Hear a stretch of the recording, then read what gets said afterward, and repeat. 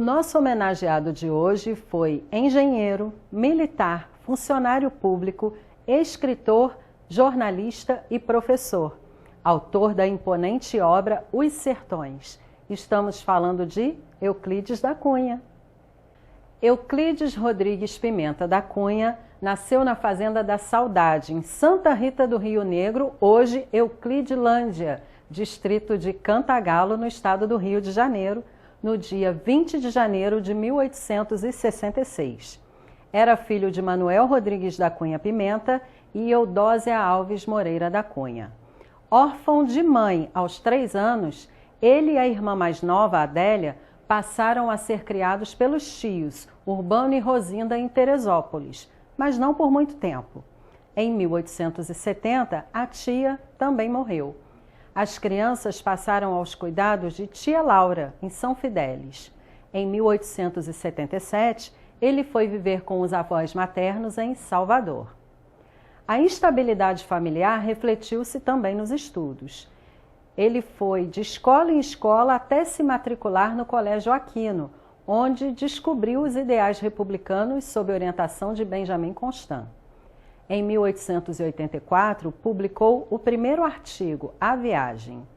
No ano seguinte, com 19 anos, ele ingressou na Escola Politécnica, mas por falta de recursos, transfere-se para a Escola Militar da Praia Vermelha, onde ficou por 2 anos. Nessa época, ele já escrevia para a revista A Família Acadêmica. Euclides foi preso e expulso por rebeldia. Ele quebrou seu sabre, recusando-se a prestar continência ao ministro da Guerra do Império, Tomás Coelho. O médico da escola considerou doente dos nervos. Em 1889, ele seguiu para São Paulo e publicou no jornal O Estado de São Paulo uma série de artigos onde defendia os ideais republicanos. Escola Superior de Guerra. Com a proclamação da República em 1889, Euclides da Cunha voltou para o Rio de Janeiro e foi reintegrado ao Exército pelo novo ministro da Guerra, o antigo mestre Benjamin Constant. Na Escola Superior de Guerra, fez os cursos de artilharia, de engenharia militar e bacharelou-se em matemática e ciências físicas e naturais. Nesse período, ele casou-se com Ana Emília Solon Ribeiro, com quem teve 4 filhos. Euclides foi promovido a primeiro-tenente e passou a lecionar na escola militar.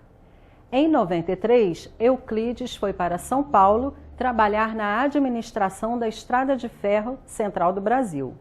Ele foi chamado para servir à diretoria de obras militares, na época da Revolta da Armada, que pretendia derrubar o governo de Floriano Peixoto.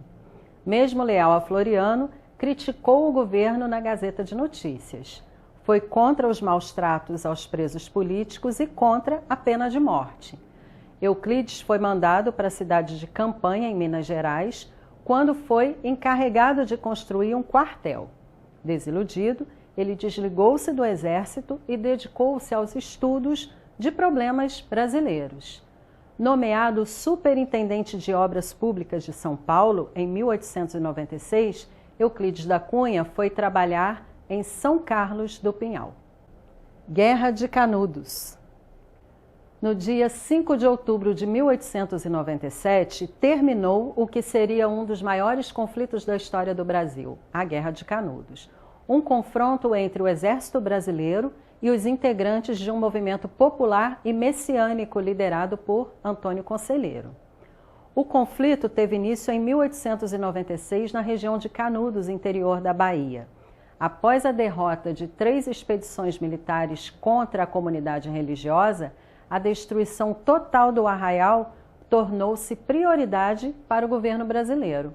O resultado da ofensiva foi o massacre de até cerca de 20 mil sertanejos e a morte de 5 mil militares, além de, claro, a destruição total de Canudos e a degola de muitos dos prisioneiros de guerra. Com a explosão desse conflito na Bahia, em agosto de 1897, Euclides reiniciou sua colaboração no jornal Estado de São Paulo. Ele seria como se fosse hoje uma espécie de correspondente de guerra, como conhecemos. As suas mensagens eram por meses transmitidas via telégrafo para o Jornal Paulista. Os Sertões. Ao regressar de Canudos, Euclides foi para São José do Rio Pardo, ainda em São Paulo, para administrar a construção de uma ponte sobre o Rio Pardo. A ponte hoje, inclusive, leva o seu nome. Foi durante esse período que o autor começou a escrever Os Sertões, livro que publicou em 1902 e que o consagraria no panorama cultural brasileiro. Trata-se do relato mais importante sobre a Guerra de Canudos. O texto é considerado uma obra-prima da literatura nacional, com uma narração quase enciclopédica da terra, do povo e do próprio conflito.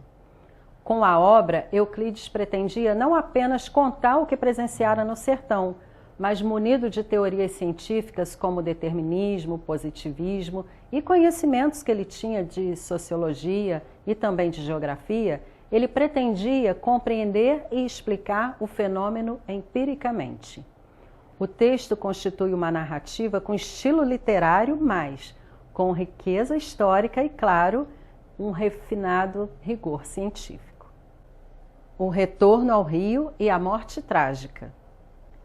Em 1903, Euclides da Cunha foi aclamado membro do Instituto Histórico e Geográfico Brasileiro e eleito para a Academia Brasileira de Letras.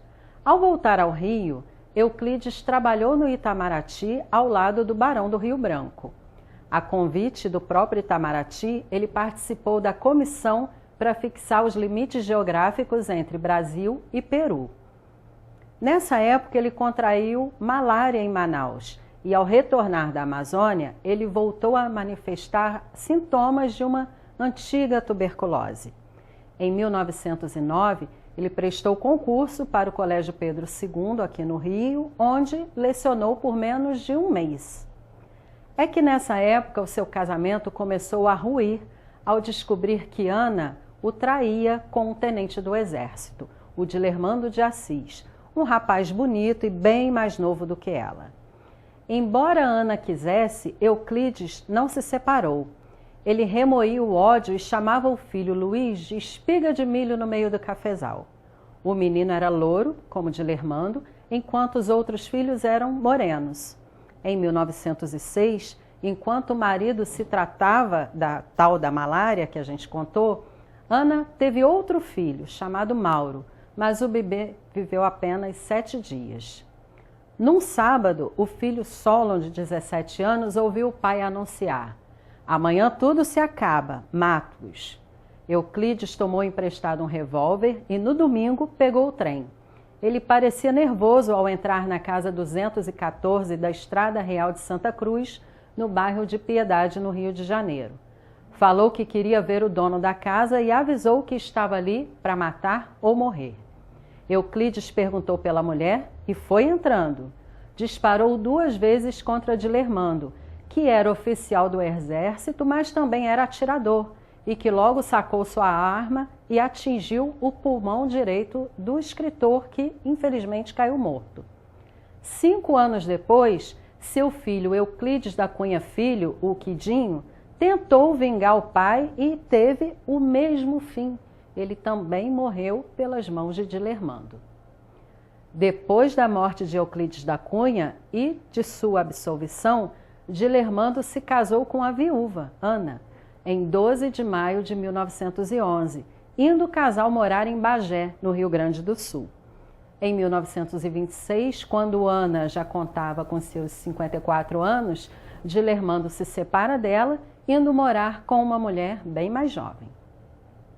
A história de Euclides da Cunha foi contada pela TV Globo na minissérie Desejo, tendo Tarcísio Meira em seu papel principal. Como vimos, Euclides da Cunha faleceu tragicamente no Rio de Janeiro, no dia 15 de agosto de 1909, mas ele deixou obras que permanecerão vivas por gerações.